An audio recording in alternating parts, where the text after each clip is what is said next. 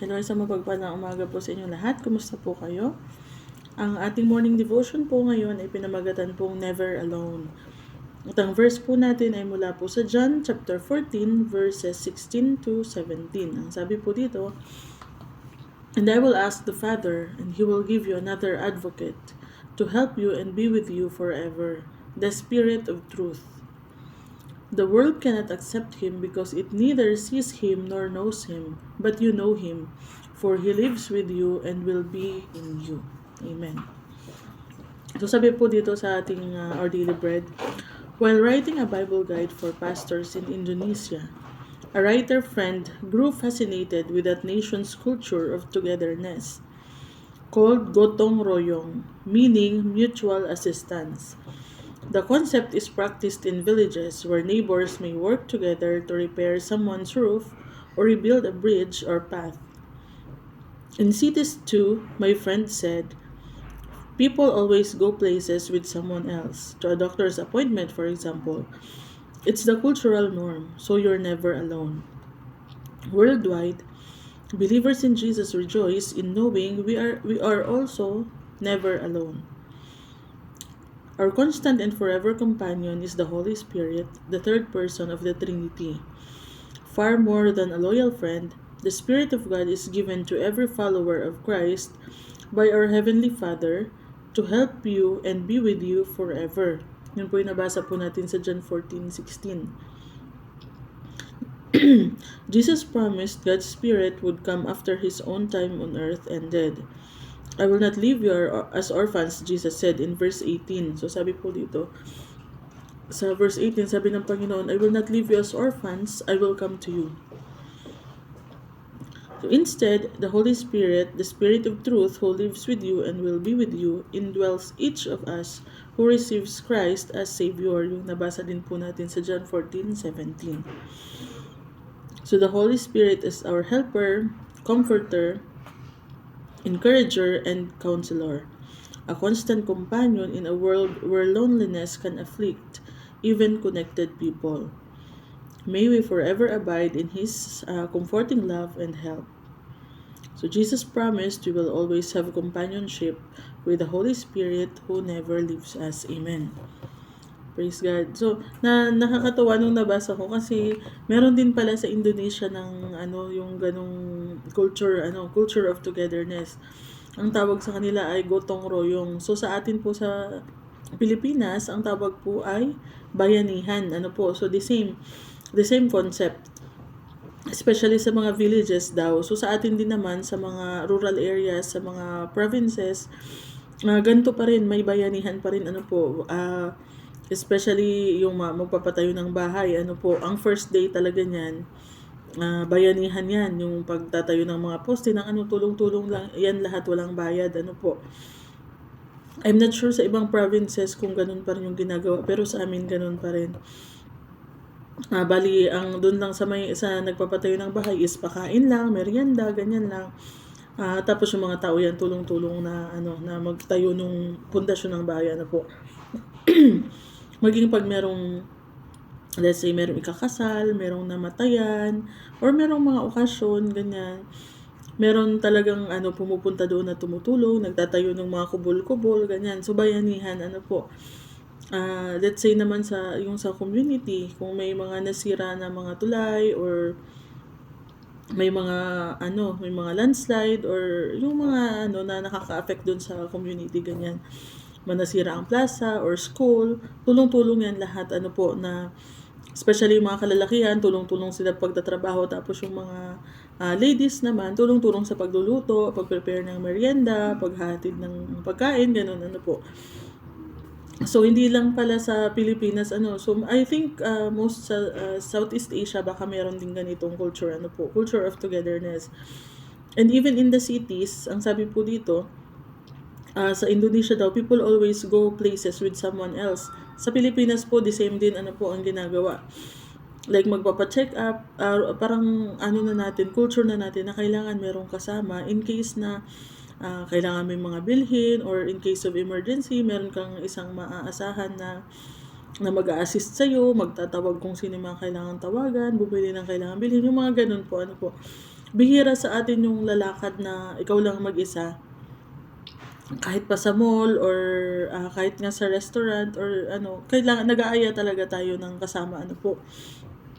So sa mundo natin ngayon na hindi na ganun ka connected, napakahalaga na preserve yung ganitong culture po kasi ang daming ang tao ngayon na lonely, especially sa mga western, kasi parang wala na silang culture of togetherness, parang kanya-kanya na silang buhay, walang pakialamanan, minsan ilang taon nang magkakapit bahay pero hindi magkakakilala. So marami talagang tao na nakaka-experience ng loneliness po, pero katulad nga po dito ng culture sa atin sa Southeast Asia, mas higit pa yung togetherness na nanggagaling sa yung binibigay ng relationship natin sa Panginoon po. Believers of Jesus worldwide daw are also never alone po. Meron tayong constant and forever companion hangga't andito tayo sa lupa po.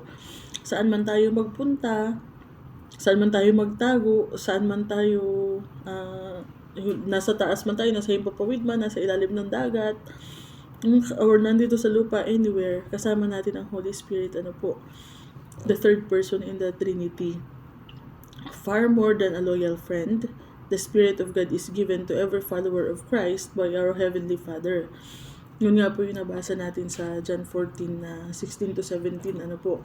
Nung umalis po ang ating Panginoong Hesukristo, umakyat siya sa langit, pinangako po niya na ang ating Ama ay magbibigay sa atin ng makakasama po. Sabi nga niya, I will not leave you as orphans, hindi ko kayo iiwan na parang mga ulila po. So yung Holy Spirit, yun po yung ibinigay niya sa atin na maging helper, comforter, encourager, and counselor natin.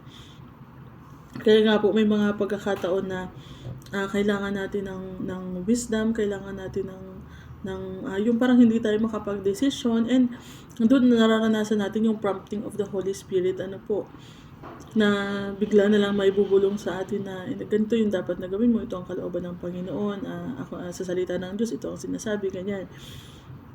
At pag tayo naman ay nalulungkot, pag tayo ay nangangailangan ng comfort, ng encouragement, andun din, nararamdaman natin yung presensya ng Holy Spirit po.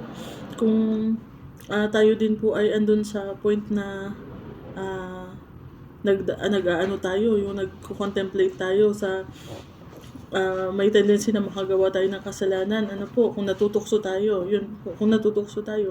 andun din po ang prompting ng Holy Spirit na nagsasabi sa atin na wag yan, hindi yan kalooban ng Panginoon, against yan sa tinuturo ng Panginoon, sa nais ng Panginoon, po, so wag kang magkakasala. So yun po, napakaganda po ng kumpanyo na iniwan sa atin ng ating Panginoong Hesus po, na napaka-reliable, tapos hindi tayo iiwan. Kasi kung tao, at some point, baka mapapagod yan, magsasawa, lalo pa ang tigas ng ulo natin, yung mga ina-advise sa atin, hindi natin sinusunod. So kung tao yan, susuko po. Kumbaga mauubos yung kanyang pasensya po. So ang Holy Spirit po, though nagigrieve siya, nalulungkot siya, nasasaktan siya pag tayo ay hindi sumusunod sa kalooban ng Diyos, pero hindi niya po tayo iniiwan po. Nahahadlangan lang yung pagkilos niya sa ating buhay pagka tayo ay patuloy na nagkakasala. Pero nariyan pa rin siya po. At pag tayo ay humingi ng kapatawaran sa Panginoon, tayo ay nagsisi tayo sa ating mga kasalanan ng taos puso, po, mararanasan ulit natin yung pagkilos niya, kasi wala nang nakakapigil dun sa pagkilos niya sa ating buhay, po. So forever po yun, hanggat hindi pa tayo kinukuha ng Panginoon, or hanggat hindi pa tayo namamatay, either rapture or death, alin man ang mauna, hanggat hindi pa po yun nangyayari, kasama natin ang Holy Spirit, po. Constant companion natin in a world where loneliness can afflict even connected people. So, yun nga po, ang dami nga po sa mundo ngayon na talaga nalulungkot, hindi nila alam kung sinong malalapitan nila na maaasahan, minsan hindi nila alam kung sinong pagkakatiwalaan, or wala lang talaga silang kakayahan na makipag-communicate sa iba. May mga tao po na gano'n, na hirap makipag-communicate sa iba. So, andun po yung lagi nating kasama ang Holy Spirit na hindi tayo pababayaan, po. So, since meron tayong kaibigan na ganyan na maaasahan, i-enjoy natin yung fellowship natin sa kanya. Ano po? Let us forever abide in His comforting love and help. So never feel na mag-isa ka lang, walang nagmamahal sa'yo, wala kang karamay, kasi ang Holy Spirit laging nandyan. Hindi ka iniiwan, hindi ka niya pinababayaan. Lagi mong kasama ang presensya ng Diyos. Ano po? Katulad nga ng pangako ng ating Panginoong Jesus, ang sabi niya, Jesus promised we will always have companionship with the Holy Spirit who never leaves us. So, hindi niya tayo iniiwan. Even in the lowest point of our lives, ano po, may mga kaibigan kasi na andun lang sa masasayang part ng buhay natin, pero pag andun na tayo sa part na tayo ay nahihirapan na or nag-i-struggle na, ay iniiwan na tayo. So, ang Holy Spirit po ay hindi ganon. Through good times and bad times, andyan siya, hindi niya tayo iiwan at hindi niya tayo pababayaan. Ano po. At makakasiguro pa tayo na yung pinapayo niya sa atin, yung ina-advise niya sa atin ay laging para sa ating ikabubuti. Ano po. Hindi sa ikapapahamak natin. So minsan nagtatanong tayo na paano ko malalaman kung yung bumubulong sa akin ay yung Holy Spirit at hindi diablo. So kung ang binubulong po sa iyo ay magkukos ng pagkakasala or against sa salita ng Diyos, hindi po sa Holy Spirit yan. Kasi ang Holy Spirit po hindi magsasabi sa atin ng isang bagay na salungat sa salita ng Diyos, ng isang bagay na magkukos sa atin para magkasala. Ano po? Lagi pong purity, holiness, godliness, faithfulness sa Panginoon ang laging nais ng Holy Spirit. Ano po? Kaya nga yung fruit of the Holy Spirit sa Galatians 5:22 and 23, peace, love, joy, long-suffering, gentleness, godliness, faithfulness, ano pa? Yun. So yun yung mga yung mga bunga ng Holy Spirit sa ating buhay, ano po. So let us enjoy our fellowship with the Holy Spirit at wag tayong susuko, nawa tayong makakaramdam na tayo ay nag-iisa dahil ang Holy Spirit hindi tayo iniiwan. So, amen. Let us pray. Hallelujah. Thank you, Lord, for your comforting words, Panginoon. Salamat sa pagpapaalala that we have the Holy Spirit as our constant companion, Panginoon. Hindi nga po kami iniiwan at hindi rin pinababayaan, Panginoon. Thank you, Lord, na nariyan po ang inyong banal na Espiritu to comfort us, to guide us, at paalalahanan kami, Panginoon, kung kami ay nakagagawa ng mga bagay na hindi kalugod-lugod sa inyo.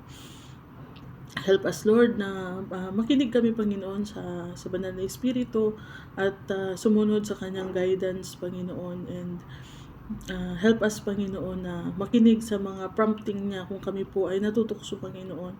At help us to feel, Panginoon, the presence of the Holy Spirit, especially sa mga panahon na we are down, we are depressed, we are lonely, Panginoon. Help us to feel that you are there, Panginoon. Help us to feel your presence, Panginoon, and your love for us, Panginoon. Thank you, Lord. At tinupad niyo po yung pangako, Panginoon, na hindi niyo kami iiwan, hindi niyo kami pababayaan, Panginoon. At tunay nga po na kayo ang Diyos na hindi nagsisinungaling, hindi nagpapabaya sa inyong pangako. Salamat, O Lord. At maging sa maghapon na ito, Panginoon, please let the Holy Spirit guide us, Panginoon, sa lahat ng aming gagawin sa araw na ito. Bless the work of our hands, Panginoon, at nawa ang inyong kalooban lamang po ang masunod sa aming buhay. Salamat, Panginoon. Patuloy ka namin pinupuri at pinasasalamatan. In Jesus' name, Amen. So, salamat po sa panonood at pakikinig, mga kapatid. Ingat po tayo sa maghapon at God bless you.